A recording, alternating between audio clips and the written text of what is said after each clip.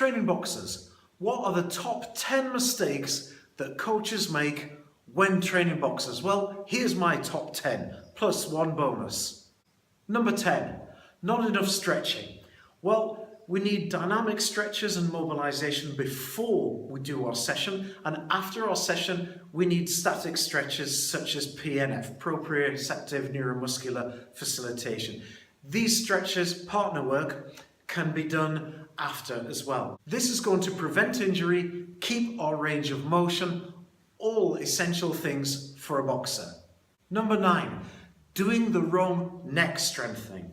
Well, we see plenty of people doing a neck strengthening exercise, lifting up and down like this, but the neck is designed to move in different planes of motion. It's important that we train it in these planes of motion because it's like life insurance for us boxers. Increasing the strength and size of neck muscles can reduce the risk of concussion. Contraindicated though it may be to a normal person, neck rolls like this are an essential part of boxers' neck strength training.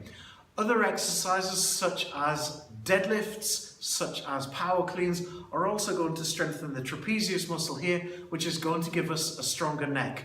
Don't neglect those. Number 8, an obsession with core exercises. Now bear in mind that the best core exercise that you can possibly do is a squat, because without a strong core you couldn't possibly even stand up.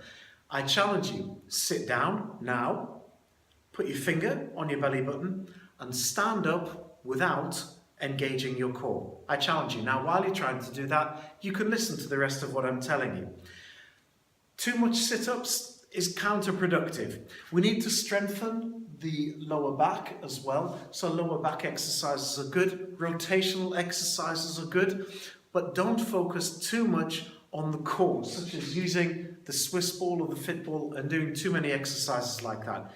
They're great for remedial exercises, but they're not great for boxers. They're not going to make you much stronger here. We want a good corset, a good girdle around here. Number 7, using dumbbells for punches. Don't ever do this. You're going to increase injuries. In this gym, we've got lots of kit. We don't have a single pair of dumbbells for punches. The thing is that as a punch is going out, the idea is it accelerates into the target. With a dumbbell with increased load here, I am actually going to have to slow down, otherwise I'm going to damage my elbow joint here, so I'm going to actually end up breaking the movement and pulling it back. That hyperextension at the elbow joint is going to cause an injury. We're training ourselves the wrong motor pattern. Don't ever use dumbbells for dumbbell punches. Ever. Number 6, too much strongman training. Hitting tires is all very well, but it involves the shoulder muscles. Now, 1/3 of all injuries to boxers are shoulder injuries, second only to hand injuries.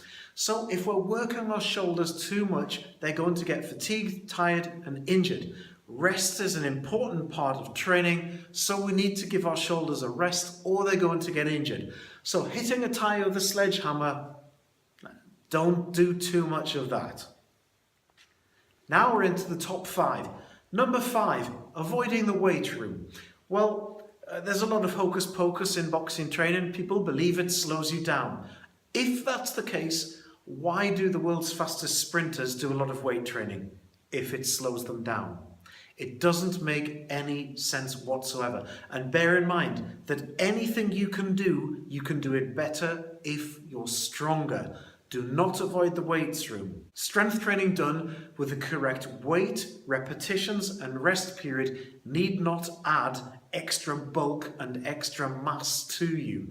Make sure you see someone who's qualified in this, and they'll be able to take you through a correct routine that will make you stronger by making your neural system fire more effectively rather than just your muscles getting larger, bigger and heavier.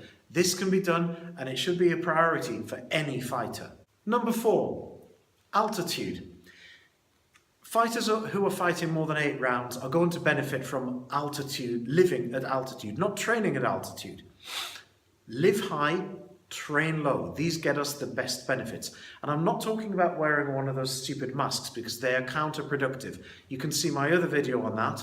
But 98 of the world's top 100 marathon runners in 2012 were living at altitude. They live in an altitude tent. They just sleep in it overnight. They're not training in that. But this can be of immense benefit to boxers and to other endurance athletes. If you're fighting longer than 8 rounds, this is something you should be considering. Top 3. Number 3, focusing purely on volume and not on accuracy. See our other videos on accuracy training, but focusing too much on volume and just hammering away at the heavy bag can be counterproductive. Really, what we should be doing is focusing a bit more on quality rather than quantity. That brings me nicely into number 2, my second top tip. Overtraining. Too much focus on quantity and not enough on quality. Most fights last around about 1 hour. A 3-hour training session is not going to replicate that. You'd be far better splitting your sessions into 2 or even 3 per day. And longer runs should be considered as recovery runs rather than training sessions. So don't focus too much on quantity, focus more on the quality and what you're doing and why. My top tip, number 1, focusing too much on easy work. Treat your long runs as recovery runs. Most of what a boxer is going to do is going to involve their anaerobic system. We should be using circuits for anaerobic work. We need to train the anaerobic system and not just our aerobic system, or we will be found wanting in a fight. So there's my number 1 tip, overemphasis on easy work. My bonus tip, training camp. There's no such thing as training camp. Don't believe the hype. I know that some boxers are only training when it comes to when they've got a fight, and the rest of the time they're doing nothing. Well, that is remiss. In the background, you should be doing a lot of basic aerobic work, basic fitness, and then training camp should be to sharpen you up. And this is going to be where you're going to put in a lot of anaerobic work, then later on focusing on sprints and getting your energy systems working. Now, if you believe the training camp principle and all you do is just train when you have a fight coming up, imagine, for example, could you take Mo Farah or Usain Bolt, 2 of the world's top athletes, would they only train when they've got a race coming up and only 3 weeks before? Absolutely not. They're training all the time, all the way through, and the rest breaks they have are scheduled rest breaks and scheduled rest days. So don't just take time off because you haven't got something coming up. You need to be training all the time. So when you hit training camp, you're at the weight. If you walk around over the weight and use training camp to get your weight down, well then you're moving around like a 14-stone fighter instead of a 12-stone fighter. And your timing is going to be off, everything's going to be wrong. So my bonus tip is there is no such thing as training camp. You should be training like a professional all of the time, no exceptions. I hope you find these 10 tips plus the bonus tip useful. You might agree with them, you might disagree with them. Comment below. Watch our other videos. Make sure that you catch up with some of the other concepts I've introduced here.